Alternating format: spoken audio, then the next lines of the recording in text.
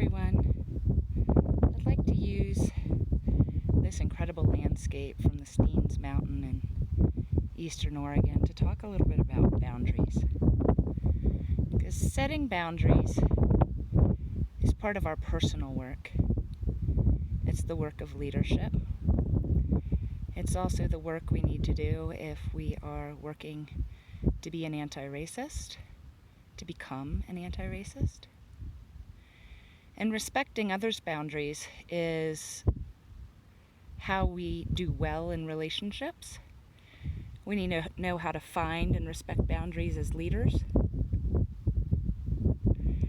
And because not respecting others' boundaries is a primary form of fuckery in our personal and professional lives, and struggling to set our own boundaries leads to exhaustion and resentment, and it's not sustainable.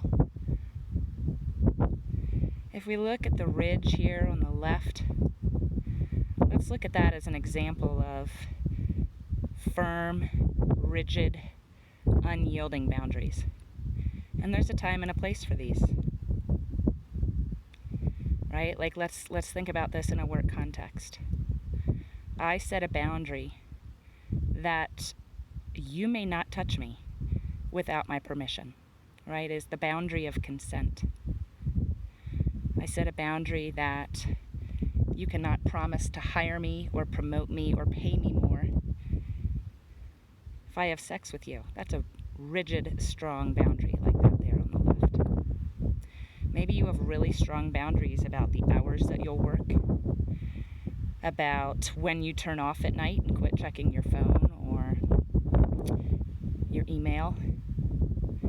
Maybe you set a boundary that you will have X amount of days off or weeks of PTO a year, and you're unyielding in that regard. Sometimes that rigid boundary, though, can show up as defensiveness, right? Let's say Jack is my colleague. Jack is a guarded sort of fella, and Jack doesn't do very well when people question him. Jack doesn't do very well when he's offered feedback and he gets really defensive. And our defensiveness can look like that rock wall there on the left. Unyielding, unable to be penetrated, unable to move. Right? So sometimes our boundaries are there to keep us safe, and sometimes they're there to protect us. And that there's a time and a place for that. But when we're working on a team, that can also become a challenge. Then let's look at this slope on the right with the sort of green meadow and then the gradual ascent up to the rocky butte there, up to the snow patches, right? Moving on up there. That would be easy to cross. It would be a slog, but you could get up there without a rope, whereas the rocks there on the left would be much more technical. So some of our boundaries are like that. They're there, but we could allow people to cross over them. If you built enough trust and if you listen to us, the slope is not so upright that we aren't able to summit or move up or over them. And I think of people who have strong ideas, have strong visions, strong goals, and they ask a lot of themselves and the people that work with them. But it's more about being challenged, maybe less about being right. That I can be really ambitious and goal-oriented and work my ass off, but I'm also able to listen and to trust. That maybe when you offer me feedback, I can sit with it a little bit. Doesn't mean I have to agree, but I'm actually able to just hold it. Even for just a millisecond, that there could be another way to see a solution or a way forward. And then, of course, what really draws me to this landscape is that meandering creek down there that is teeming with trout. You see how green the vegetation is right around the creek. If we were to go down there, there'd be swarms of bugs and crickets and frogs, wildflower. It's just brimming with life. And how water just cuts its way through this ravine. You know, that idea of flow. Have you ever had that sense of flow at work? You know, you hear people talk about flow. As a musician, I've heard software coders talking about being in flow. You hear about athletes being in flow. Sometimes you have so many ideas you can't even catch hold of them all. I had a friend recently tell me he loves riding his motorcycle because it just becomes an extension of his body. And it's actually the safest place he feels as a black man on this planet. I'm not remembering the term, is it Wu Wei? That is to bend and yield. That we know that water is a really, really powerful force. But the way that the water meanders down through that valley is different than the power and force of the rigid rocks there on the left side. And I ask you how you show up. What are your boundaries at work? What are your boundaries with the people in your life? Where are they more like the river? Where are you more likely to allow folks to gradually and slowly build trust with you in relationship and take on a challenge together? And when are you really not open to that? And is the need to protect you really, really powerful? The terrain becomes really rocky. It's harder for things to live there. It's dry. Where are you most likely to be defensive? Where are you less yielding? And where does that work well for you? And where does it not work well for you?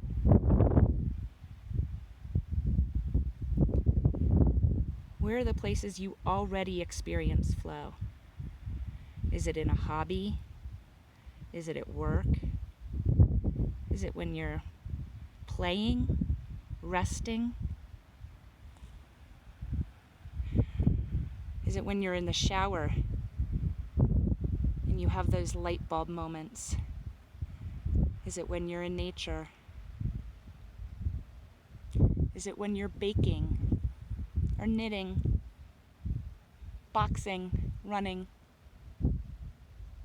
What would it be like to invite more flow into your life? And where does that scare you?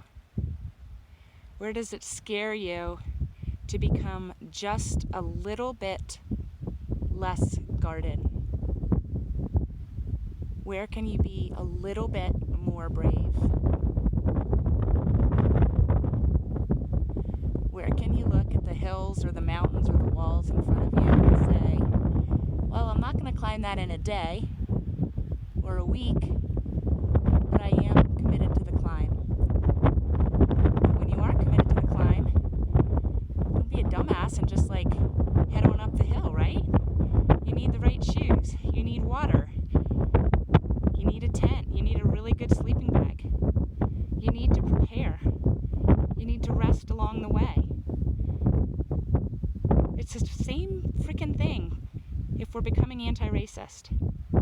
It's the same thing if we're growing as a leader. If we have dreams of opening our own business or tackling a new career. It takes planning and preparation. And for most of us, it also takes connection. There's very few of us that do this alone. And if people claim to do it alone, I wouldn't trust them. I'd fear that there was a level of arrogance, a level of hubris present in those who claim that they did it all by themselves. If their social media platforms make it look like that, if they're not regularly quoting and honoring their teachers, their mentors, their ancestors, whoever it is that came before them and guided them through the valley, over the rock, through the ravine, over the slope.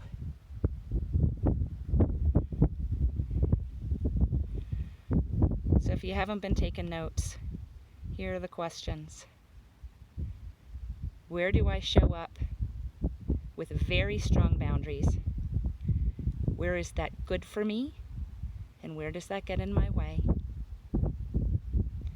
Where am I on my leaning edge, my growth edge? Where things are hard but not too hard. Where I'm really open to learning, but I'm still stumbling a lot. What helps me keep doing that work? Who helps me keep doing that work? And lastly, where am I in my flow? When was the last time I experienced flow? What do I need to set myself up to be in flow first with myself, with my own spirit or soul or identity, whatever you call it? Excuse me. Ooh, excuse me. Who helps me to reach that place where I feel creative and seen and playful? Can I spend more time with that person? Is there a place where I feel connected over and over to myself and to the great beyond and to this sense of being expansive? That's why I drive all the way out here to the Steens, right? It's 6 or 7 hours from Portland. It's a slog. 2 days ago it was 100 degrees. That's not pleasant. But I come here because right here on this rock in this moment,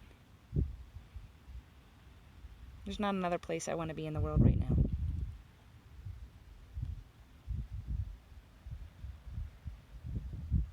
Here's to finding your flow, to taking rests,